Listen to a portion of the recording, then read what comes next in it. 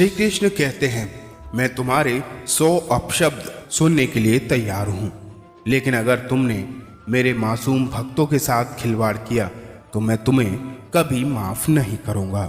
आप केवल कृष्ण पर भरोसा कर लो, अंत में कृष्ण निश्चित रूप से सब कुछ सही कर देंगे और इस तरीके से जैसे आपने पहले कभी कल्पना भी नहीं करी होगी। बिना किसी वजह के कृष्ण के बारे में सोचो, आपका हृदय स्वाभाविक रूप से शांत हो जाएगा। कृष्ण की सेवा करने के अलावा भी आपको ब्रह्मांड में सभी को खुशी और प्यार देना चाहिए। अपनी माँ की सेवा कीजिए। माँ परमेश्वर के प्रेम की प्रतिमूर्ति है। श्री कृष्ण ने श्रीमद् भगवत गीता में कहा है, तुम सब कुछ त्याग कर मेरे सामने समर्पण कर दो, मैं तुम्हें सभी पापों से मुक्त कर दूंगा। जो मनुष्य इस दुनिया में क्रोध और इच्छाओं का सामना करने के लिए सक्षम रहता है, वह अपना शरीर त्यागने के पहले ही योगी बन जाता है और वही सच्चा सुखी इंसान है।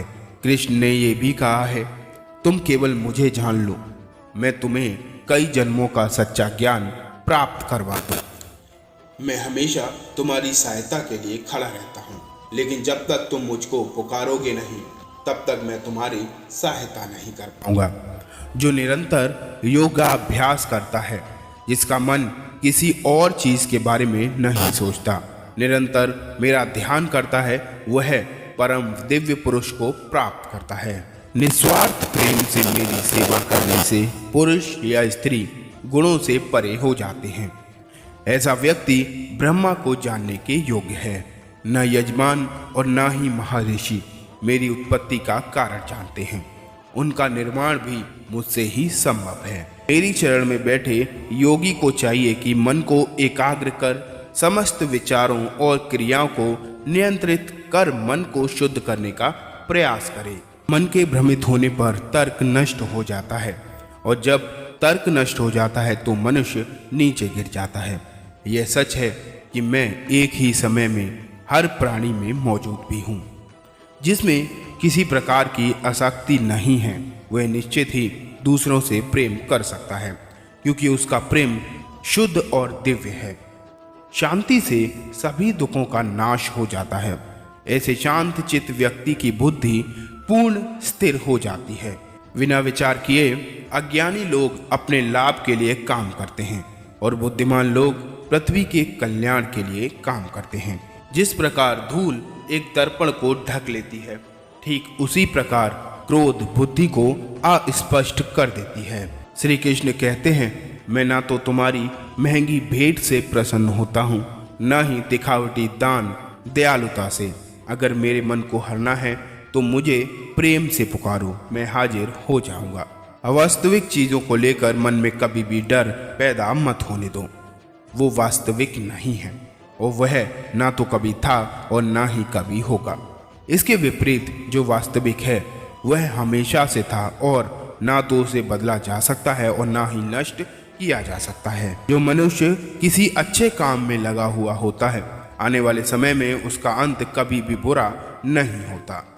मनुष्य अपनी 3 प्रमुख कृतियों द्वारा नरक के द्वार पर पहुंचता है और वह 3 कृतियां हैं, काम, क्रोध और लोभ। मनुष्य का समस्त निर्माण उसके विश्वास के फलस्वरूप ही होता है। जैसा वह सोचता है उसी के अनुरूप वह बन जाता है। परिवर्तन इस संसार का नियम है। एक नज़र में तुम असीम संपत्ति के मालिक बन सकते हो और दूसरी नज़र में ही तुम दरिद्र भी बन सकते हो। इस संसार में कुछ भी स्थायी नहीं है। संतुष्ट मन इस विश्व का सबसे बड़ा धन है। कर्म किए जाओ, फल की इच्छा मत करो। फल तुम्हारे नियंत्रण में नहीं है। तुम्हारे कर्म ही तुम्हारे फल का निर्माण करते हैं। भगवान प्रत्येक वस्तु में है, प्रत्येक जीव में मौजूद है। आत्मा अमर है, इसलिए मरने की चिंता मत करो। आत्मा का अंतिम लक्ष्य परमात्मा से मिलना ही होता है। इंसान नहीं, उसका मन किसी का दोस्त या दुश्मन होता है। बड़प्पन वह गुण है जो पद से नहीं, संस्कारों से प्राप्त होता है। व्यक्ति या जीव का कर्म ही उसके भाग्य का निर्माण करता है। वर्तमान परिस्थिति में जो तुम्हारा कर्तव्य है, वही तुम्हारा धर्म भी है। मन बहुत चंचल है, जो इंसान के दिल में उथल पुथल कर देता है। जब वे अपने कार्य में आनंद खोज लेते हैं तब वे पूर्णता प्राप्त करते हैं। प्रबुद्ध व्यक्ति के लिए गंदगी का ढेर, पत्थर और सोना सभी एक समान है। आपके कर्म ही आपकी पहचान है, वरना एक नाम के हजारों इंसान भी हैं। धर्म केवल कर्म से होता है। कर्म के बिना कोई धर्म की परिभाषा ही नहीं है। अहंकार करने पर इंसान की प्रतिष्ठा, वंश, वैभव तीनों ही समाप्त हो जाते हैं। जीवन में कभी भी किसी से अपनी तुलना मत कीजिए। आप जैसे हैं सर्वश्रेष्ठ हैं। बुरे कर्म करने नहीं पड़ते, अपने आप हो जाते हैं, और अच्छे कर्म होते नहीं हैं, करने पड़ते हैं। जो अपने मन पर नियंत्रण नहीं रखता वह स्वयं का शनैः शनैः शत्रु बन जाता है। बुद्धिमान व्यक्ति को समाज कल्याण के लिए बिना आसक्ति के काम करना चाहिए।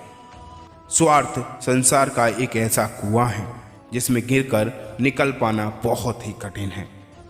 सेहत के लिए योग, किसी की जरूरत पर सहयोग, ये दोनों ही जीवन बदल देता है। आत्मज्ञान की तलवार से काटकर अपने हृदय से अज्ञान के संदेह को अलग कर दो।